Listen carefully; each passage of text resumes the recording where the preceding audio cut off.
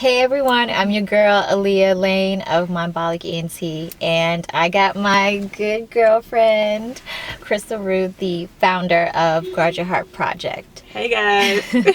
So maybe you guys may be wondering why we're doing this whole spiel in the car, but if you really think about it, good and bad stories really happen in the car. Whether you're talking to a good friend, boyfriend, girlfriend, Significant other, right, coworker. exactly. It doesn't matter. You're in the car, whether you're on the phone or just leaving. I mean, you spend your time in the car. Right. So, yeah, what better way to, share your story and you guys listen than being with us in the car. Yes. So, tell us, what is Guard Your Heart Project? Guard Your Heart Project is an art form that I created. It captures and exposes toxic relationships and everyday insecurities. We'll confront pain in our efforts to rebuild broken hearts, and we will do this all through art, all types of art, music, dancing, videography, photography, and it's basically, as of right now, I'm telling my story. I'm telling how I feel through certain things and with certain things, and which is on my blog. I blog, I photograph, and then I blog about the things that I feel like a lot of us deal with, but also through my experience in general. So what exactly inspired you to create Guard Your Heart? Wow. I'm just going to take it back a little bit to bring you to where I was when I created it or thought about it. I was in a relationship with this guy who was 21 years older than I was, and I thought that he was my world. I thought that we were going to be together forever, and nothing would ever change that. It was a love I've never experienced, never felt. But there were some red flags that I think that I know that I overlooked. I had a couple friends try to tell me and warn me. I didn't want to hear what they had to say. I was just in my zone and I was happy. He was married. He was going through a divorce, and he was going through the separation and going to get the divorce soon. I made clear to him several times, like, if this is not what you want, then I'm okay with that.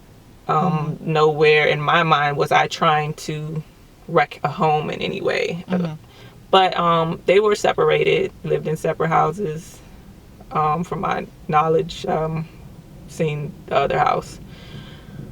But I found out a year later that they weren't ever really going to get a divorce. And I confronted him on it, and the truth came out. And I was so heartbroken and so devastated because I felt like I was honest the whole time, and I thought that we built something that my heart was on and that my heart was in. And I was devastated. I was crushed. I was bruised. I was everything that you could think of. It took me a very long time to get over that hurt and pain. And I don't speak ill of him because he wasn't a bad person. He just didn't disclose all the information, which I think a lot of us have experienced before and maybe even have done. But after that, it was about probably maybe a couple weeks later, not even a couple weeks, a guy that was interested kept trying. I kept turning him down. I was obviously in a relationship prior. But at that time, I just felt lonely. I was devastated. I was hurt. I was broken. And I was angry at the same time. And he just came in, I don't want to say swept me off my feet because I was trying to be cautious, but Maybe said all the right things. Right, he said all the right things and spoke the scripture to me, and I'm like, oh, he a godly man, and he's nice, and he has things going for him. At least that's what I thought at the time. 3 months later, I was pregnant. Mind you, this would have been my second child, and I had just started my career 2 years prior. So to finally got through college with my first child in high school, because I had him at 17, He went to college with me and started my career, got off welfare and moved out into my own apartment. It was devastating to find out I was pregnant again by somebody that I didn't really know. At the time, I thought I knew him, Right. but 3 months in, you don't know somebody. Right. Well, he wasn't there through my pregnancy. And I'm thinking, like, you're supposed to be this man of God, and you're 10 years older than I am, and you're nowhere to be found. You respond to my text messages, but you're not there for me. You're not helping me. And at work one day, I was just talking about different situations to a coworker of mine. Her and I spoke often. She said to me one day, she said, you have no self-worth. She said, you have high self-esteem and no self-worth. And it just kept ringing in my head, no self-worth, no self-worth. And I'm like, what is self-worth? Right. And why don't I have it? Did you have this conversation in the car? I didn't have it in the car. Many of them I do, but this one wasn't in the car. It was in the work office. And but it made me really think and start examining my life, of the things that I've done, the people I've been with, and how many times I've had my heart broken. How many times I was going to go into a friends with benefit relationship because I didn't want to put my heart in it. And I would try to cover up how I felt because I didn't want my heart to be broken. And through my life, I realized, like, wow, I don't know my self-worth. Why have I allowed myself to be with all these people and do all these things and give my heart to so many people that actually don't deserve it or don't know how to handle it? Right. And that's when I was reading the Bible one day and I came across Proverbs 4:23. Guard your heart above all else, for the issues of life flow from it. And it just stuck with me. Guard your heart. Guard your heart. Why don't we guard our heart? We should guard our heart. We have to guard our heart. Right. Otherwise, it makes us into these people that we don't really want to be, and we don't know how to really come from it. And I say that because we become broken. Don't get me wrong. We have to experience heartache at times in our lives, but a lot of it's self-inflicted heartache. And it's not fair to ourselves or the people around us. And that's what inspired me. Those things are what inspired me or came to my mind with wanting to create this. Right. So this happened in 2013, 2012, 2013. I came out with Guard Your Heart in 2014. And that's where it began with the blogs. And now I'm stepping my game up and really just trying to take it around the world to people. Well, it's gonna be worldwide. So what do you want people to walk away from or to be, I guess, involved when they, see Guard Your Heart Project? I want, initially what I want for people is to see Guard Your Heart in bloom and remind themselves of, I need to guard my heart. I want to build a community to where we can be vulnerable, transparent, and we can help the next person. Right. Because while we all experience heartache and pain, a lot of it's self-inflicted pain. And it's why inflict yourself with certain emotions that you don't have to inflict yourself with, certain pain and brokenness, So my thing is, what I want to do eventually, and I know everything takes time, is to show people that you have to guard your heart. You have to take heed and you have to take precaution in dealing with certain people and certain things, and not always look for self-gratitude or try to justify it as self-gratitude into making it right or whatever the case may be, but to honestly realize that you have to guard your heart.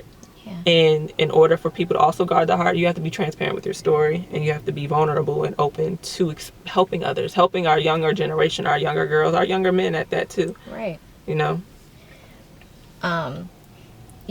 As you spoke and as you shared your story, and I think I absolutely agree, you know, because there are a lot of girls out there who may feel like they're alone, that don't have anyone to talk to, and feel like they're only in that situation. Right. As well as the girls who, you know, of course, they know they look fly, but they don't know, as you said, their worth in it.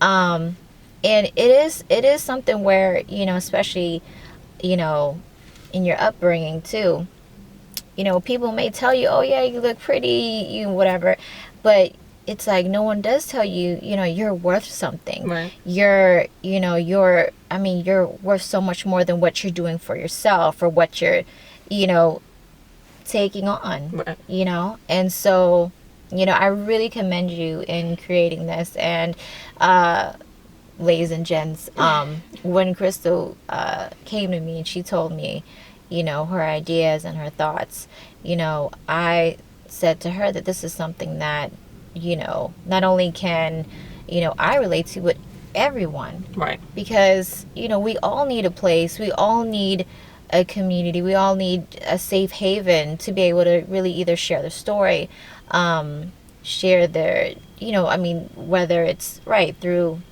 you know, artwork, painting, through poetic, you know, just through their philosophy. Because yeah, we aren't, you know, alone. And we're not. And as you said, and just piggybacking off of what you just said a second ago, is we every day can be told we're beautiful, told we're pretty, but if no one instills value in us, then it doesn't mean anything. You have everybody coming down the line, you're beautiful, you're pretty, you're beautiful, you're pretty, but beauty fades after a while. It's only skin deep. It is only skin deep. And it's like, who's pouring into your inner self, your inner being? And I know growing up, I have great parents, and a lot of us have great parents, but a lot of us can't say that our parents hugged and kissed us and said you're worth something and you should do this, you should do that. I know I love my parents and they're wonderful to me, but my dad just said, hey, you can't have a boyfriend till you're 16, you can't wear makeup till you're 16, and that was it. But I didn't understand exactly. What do you mean now? They want one thing. What? No, he likes me. Right. I'm beautiful. Like, and that's how we really think, and that's how we act sometimes. And so yeah, and we do need a community to where we can be a little more transparent and know that, like, yo, you're not even going through this. Right. And a lot of us feel, I think, that we are. Yeah, absolutely. So where can people contact you? I can be found at, I'm trying to think, all over the place. Let's start with Instagram. Instagram, I am at Guard Your Heart Project. It's one word spelled exactly how it sounds. And I am on Facebook at Guard Your Heart. I'm on Twitter. I'm at Twitter. I just started Twitter. It's at GHYP blog. And then I can be reached, my actual blog is guardyourheartproject.com. That's where you see my writings and my posts. And then you can contact me anywhere through those, or guardyourheartproject@gmail.com. But I would love to hear from you, and I would love to hear your input. And if you would like to help out, tell your story, do a photo shoot with me, so I can tell a story, or we both tell a story, whatever the case is, I'm down. Hit me up. Well, thank you for sharing your story, and thank you for watching.